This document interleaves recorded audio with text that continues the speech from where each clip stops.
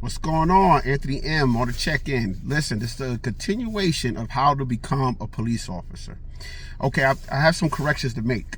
I know I mentioned FEMA credits. You cannot get 60 college credits with FEMA alone. No. It'll help if you have like 45 or 50 credits and you need to get a couple of classes in so you can get that 60 college credits to become a police officer if you don't have military. Okay, 2 years active military. And also with that, you need your DD 214, and also you need to be honorable discharge. Okay, that's what you need. So FEMA credits is good for, and it can be translated to Excelsior College. That's a correction, Excelsior College. All right, so get on that. Those of you who are interested in becoming a police officer for New York City. Another way you can go about it, let's just say you don't have college, you're not interested in taking online classes. There's another way you can go through, but you have to live within the 5 boroughs. That's called, it's like a civilian part of the job. It's called being a school safety agent. You take that exam and you go through the academy. It's a lot shorter than a police academy, okay? So you go through the academy, I believe it might be 3 to 4 months, but don't quote me on that. That you can research yourself. So now, because I did background investigations on them too, as well as traffic agents.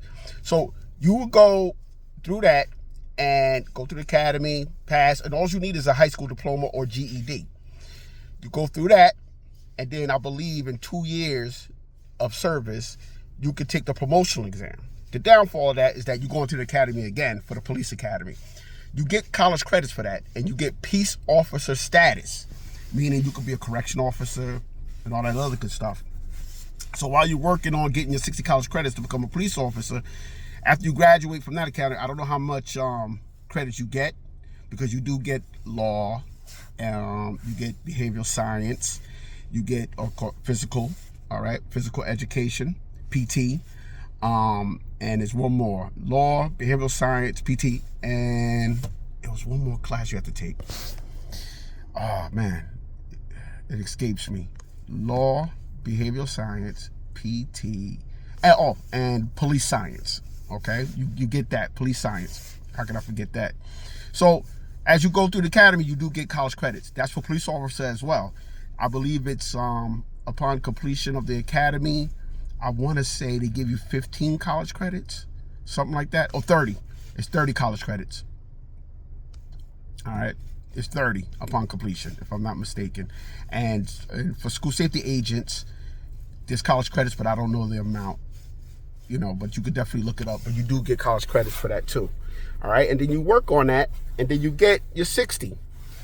The downfall of being a traffic agent or going in, because it all falls under the NYPD umbrella, or school safety agent when you work the schools, the downfall is that when you want to be a police officer, you have to go through the academy again. Now, mind you, remember, to be a police officer, you got to be between the ages of 17 and a half and 34. School safety agent doesn't have an age limit. You can become a school safety agent at 65. Same thing with traffic. You can get a job with the traffic enforcement, and you could be any age. You know what I'm saying? You could be 99 years old. You probably won't get hired at 99, but, you could be older, 50 years old, 45. People go back to the workforce maybe after when they're in their 60s. And sometimes people get laid off from their corporate jobs and they need a job. So it's a good way to go. Civil service is the way to go, and that's the positive thing that I'm trying to, people that want to be in the civil service field. Now, contracts change. I've been retired now for 3 years, so I believe to be a police officer, you might have to do 22 years now, okay? And of course, the starting pay is never that great, but it gets better. People don't get misinformed. You will make a 6-figure salary being a police officer. And also you got to put in the, don't forget, the night differentials, all right? Or the 4 to 12, that's all extra money. And it's tons of overtime, tons. There's a class that always goes in pretty much every 4 months, okay? Every 4 months there's a class. The reason being is that it's a turnaround. People retire every day. You understand? People retire every day.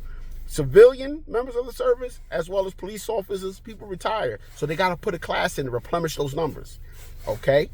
You want I want people to get the job because that's what keeps my pension going. You get what I'm saying?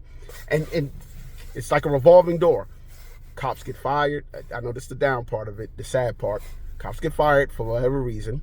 Cops get 3/4 because they got hurt on the job. Cops get modified, suspended. Things happen.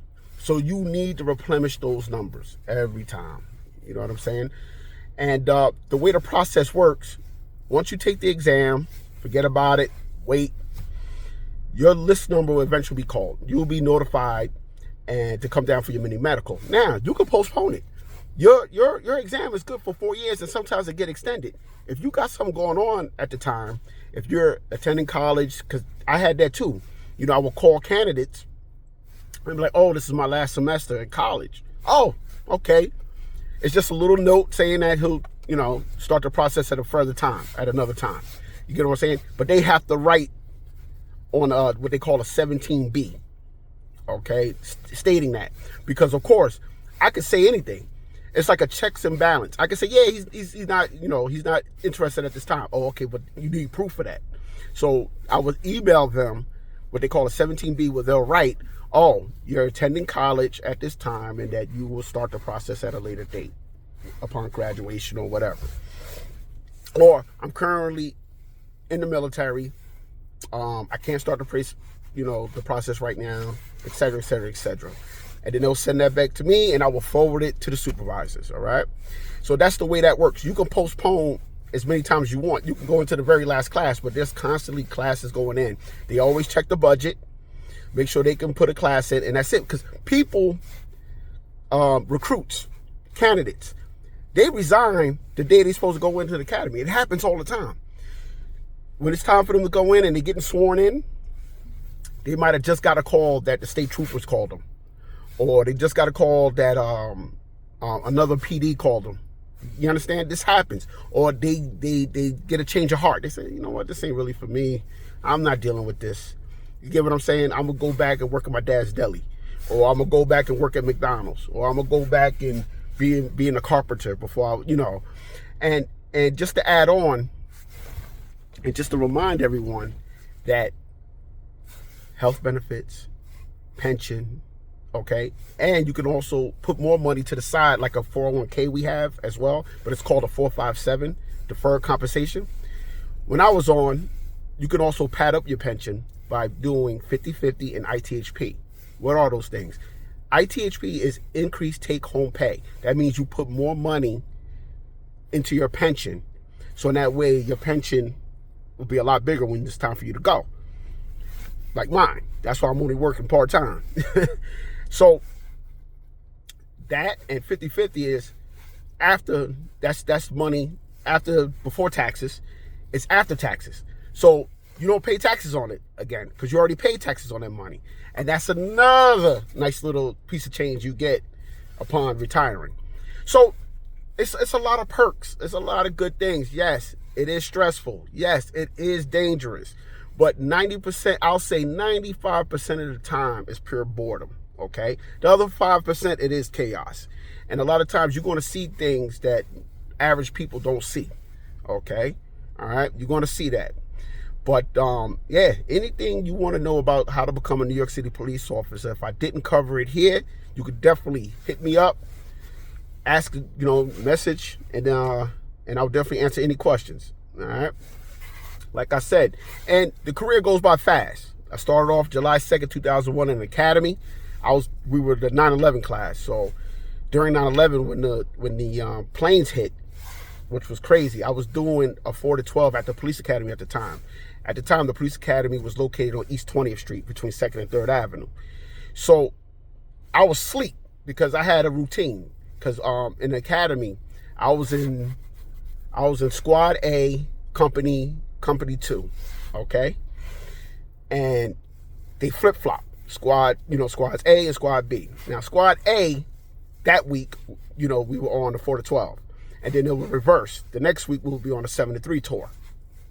That particular week, on 9/11, I was working the 4 to 12. So whenever we did the 4 to 12, I would go home, I would study my law, study the police science, study behavior science, and then I would go to bed. or go over wherever we went over in class, and then I would go to bed. And then I would wake up in the afternoon, get ready, and then head down to the city. So that particular morning, mind you, I'm 24 years old. I was still living at home with mommy and daddy. So I'm home, sleep, and my dad comes in and says, hey, you hear what happened? And I said, what? He said, a plane crashed into one of the towers. I said, get out. Get up. I turn on the television, and I'm watching this. And before I knew it, I said it might have been an accident. I think most of us thought it was an accident. And the next one I know it, the second plane hit. I'm watching it live. And I was like, oh. And I couldn't contact nobody on the phone call list that was in my company.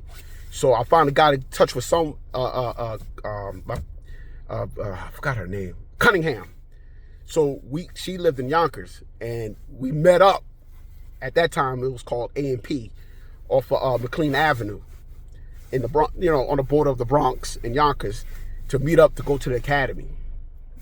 And finally, we made it there. We had our, gray shirts on and pants, and and our little army hat. That's what we had. That's what we wore. And we made it down there, and it was just chaos. Everybody was all over the place, and pretty much they had us doing traffic. Because you got to remember, we just got into the academy in July, so we didn't have our guns and shields yet. We didn't have our bulletproof vests yet. We didn't have none of that stuff. We had our IDs, but we didn't have anything. So that was something else, man. But any questions, I'll be happy to answer them. All right. Take care.